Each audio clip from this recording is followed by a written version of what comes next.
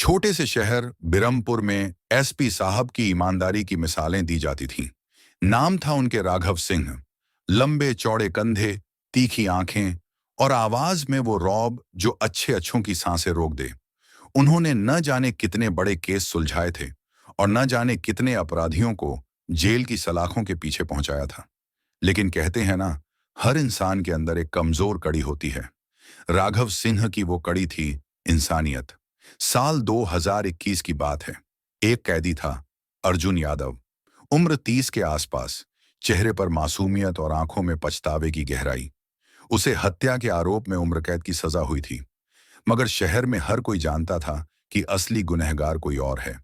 अर्जुन पर झूठा इल्जाम था, लेकिन सबूतों की कमी और गवाहों की चुप्पी ने उसे जेल पहुंचा दिया। राघव सिंह को जब यह केस सौंपा गया, तो उन्होंने भी पहले तो अर्जुन को अपराधी ही माना। मगर जब उन्होंने खुद जांच शुरू की, तो कई बातें सामने आईं। एक बिसरे हुए सीबीसीटी फुटेज, एक खामोश गवाह की फूटी जुबान और एक रिश्वतखोर इंस्पेक्टर की काली करतूतें। राघव को धीरे धीरे यकीन हो गया कि अर्जुन बेकसूर है।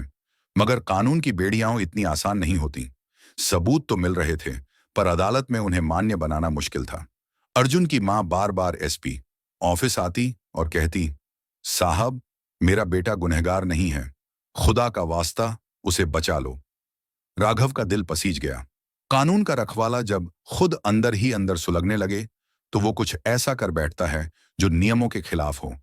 और राघव सिंह ने वही किया। एक रात जब जेल में सुरक्षाकर्मी बदले जा रहे थे और बिजली की लाइन कुछ देर के लिए काटी गई, अर्जुन यादव को एक सादी वर्दी में देखा गया, जेल से बाहर जाते हुए। कई दिन तक शहर में हलचल रही। अखबारों की सुर्खियां बनी, कैदी फरार, जेल प्रशासन की नाकामी, कहीं अंदर से मिली मदद तो नहीं। राघव सिंह ने इस दौरान चुप्पी साध ली। लेकिन सच्चाई कब तक छुपती? 2 महीने बाद अर्जुन खुद एक चैनल पर इंटरव्यू देता है। अब वो नेपाल में है और वहां शरण ली है। इंटरव्यू में उसने सब उगल दिया।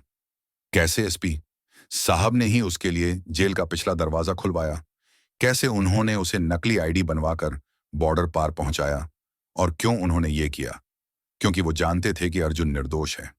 पूरा देश हिल गया। एक अफसर जिसने कानून की रक्षा की कसम खाई थी, वो खुद कानून तोड़ बैठा था। सरकार ने तुरंत जांच बैठाई। सबूत एक के बाद एक सामने आए। आखिरकार राघव सिंह को गिरफ्तार किया गया। उन पर आरोप लगे, सत्ता का दुरुपयोग, आपराधिक षड्यंत्र और कानून को अपने हाथ में लेना। कोर्ट में राघव ने चुप्पी नहीं साधी। उन्होंने कहा, मैं जानता हूं कि मैंने कानून तोड़ा, लेकिन कभी कभी इंसाफ और कानून अलग अलग रास्तों पर चल पड़ते हैं। मैं किसी को बचाना नहीं चाहता था, मैं सिर्फ सच को आजाद करना चाहता था। जज ने उनकी भावनाओं को समझा, पर कानून की किताबें भावनाओं से नहीं चलती। राघव सिंह को 14 साल की उम्र कैद की सजा सुनाई गई। जब उन्हें जेल ले जाया गया, तो वही जेल थी जहां अर्जुन कभी बंद था। फर्क सिर्फ इतना था, अब अर्जुन आजाद था और राघव सलाखों के पीछे। शहर के लोग 2 हिस्सों में बंट गए। कुछ ने राघव को मसीहा कहा, जिसने एक निर्दोष को बचाया, और कुछ ने उन्हें गुनहगार बताया, जिसने अपनी मर्यादा लांघी। मगर राघव सिंह अब भी मुस्कुराते हैं, जेल की कोठरी में बैठकर, और कहते हैं, अगर फिर से मौका मिला तो फिर वही करूंगा। कानून टूट जाए तो कोई बात नहीं, लेकिन इंसाफ नहीं टूटा, यही मेरी जीत है।